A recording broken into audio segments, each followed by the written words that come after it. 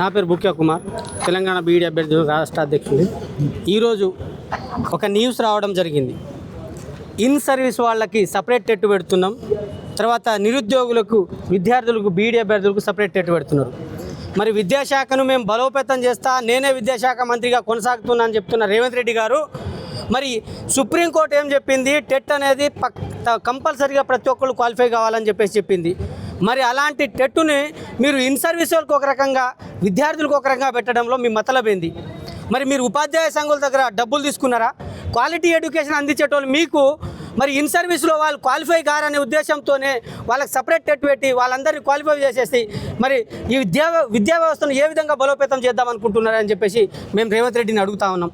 అదేవిధంగా మేము GO number 108 గురించి ఎన్నోసార్లు మీకు వినతి పత్రాలు ఇచ్చినాం. ఇలా కేంద్రంలో ఇస్తున్నట్టు, కేంద్ర విద్యాలయాల్లో ఇస్తున్నట్టు 66.6% డైరెక్ట్ రిక్రూట్మెంట్ భర్తీ చేయాలని చెప్పినాం. అది కూడా మాకు అవసరం లేదు. మీ విద్యా కమిషన్ ద్వారా నువ్వు తీసుకున్న రిపోర్ట్ ప్రకారం నువ్వు ఇంప్లిమెంట్ చేస్తావా లేదా?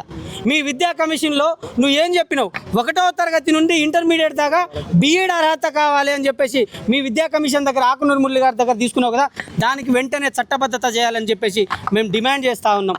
లేకపోతే మీ పార్టీ ఆఫీసులను, మీ సెక్రటరీలను ముట్టడిస్తామని కూడా హెచ్చరిస్తూ ఉన్నాం. అదేవిధంగా డిఎస్సికి సంబంధించి 25,000తో మెగా డిఎస్సి ఇస్తామని చెప్పేసి అలా మీరు మేనిఫెస్టోలో పెట్టిరు.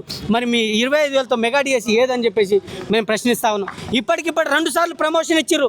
మీ జీవో ప్రకారం చూసుకున్నా కూడా 2 సార్లు ప్రమోషన్ ఇచ్చిరు. మరి 1/3 వంతు భర్తీ చేయాల్సిన మా ఖాళీలను కూడా ఎందుకు భర్తీ చేస్తలేరని చెప్పేసి మేము ఈ రాష్ట్ర ప్రభుత్వానికి డిమాండ్ చేస్తూ ఉన్నాం. అదేవిధంగా ఏపీలో నిర్వహిస్తున్నట్టు గురుకుల, అదేవిధంగా డిఎస్సి, అదేవిధంగా మోడల్ స్కూలు ఒకేసారి నోటిఫికేషన్ ఇస్తే అందరూ ప్రిపేర్, ఒకటే సబ్జెక్ట్ కాబట్టి నోటిఫికేషన్ ఒకేసారి ఇస్తే మీ ఉద్యోగాలకు బ్యాక్లాగ్ కూడా ఉండకుండా, ఖాళీలు ఉండకుండా నిరుద్యోగులకు న్యాయం జరిగే అవకాశాలు ఉన్నాయని చెప్పేసి ఈ రాష్ట్ర ప్రభుత్వానికి మేము వేడుకుంటా ఉన్నాం. అదేవిధంగా మీరు ఒకటే చెప్తా ఉన్నాం, మీరు చెప్పిన విధంగా మీ విద్యా కమిషన్ని వెంటనే ఇంప్లిమెంట్ చేయాలి. అదేవిధంగా ఇంకో మరీ ముఖ్యంగా చెప్తున్నాను, మీరు ఇవాళ టెట్ కోసం సుప్రీంకోర్టు దాకా పోయారు కదా, మీ టీచర్ ఉపాధ్యాయ సంఘాలు చెప్పినప్పుడు మేము కూడా చెప్తా ఉన్నాం, మా బీఈడీ వాళ్ళకు 100% డైరెక్ట్ రిక్రూట్మెంట్ భర్తీ కోసం మీరు ఎన్సిటీ దగ్గర వెళ్ళి చైల్డ్ సైకాలజీ మా సబ్జెక్టును పెట్టి మీరు పార్లమెంట్లో ఒప్పించి మా బీఈడీ వాళ్ళకు ఎడ్జిటీ అవకాశం కల్పించాలని చెప్పేసి ఈ రాష్ట్ర ప్రభుత్వాన్ని మేము వేడుకుంటా ఉన్నాం. Thank you. ఈ అవకాశం ఇచ్చిన మీ అందరికీ పేరు పేరున ధన్యవాదాలు తెలుస్తున్నాను.